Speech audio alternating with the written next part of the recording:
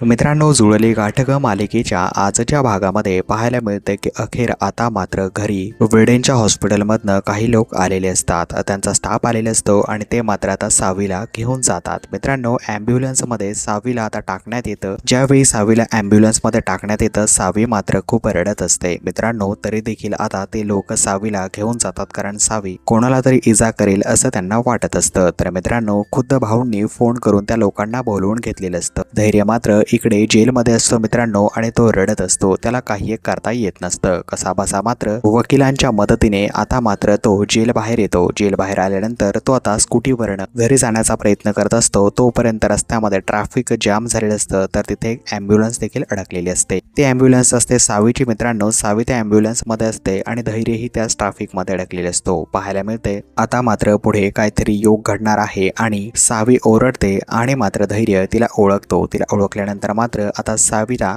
धैर्य थेट घरी घेऊन जातो. तर मित्रांनो, येणाऱ्या पुढील भागामध्ये आता नक्की काय होतंय खरंच पाहणं इंटरेस्टिंग असणार आहे. पुढील भाग पाहण्यासाठी तुम्ही किती एक्सायटेड आहात मित्रांनो, कॉमेंट बॉक्समध्ये कॉमेंट करून नक्कीच सांगा.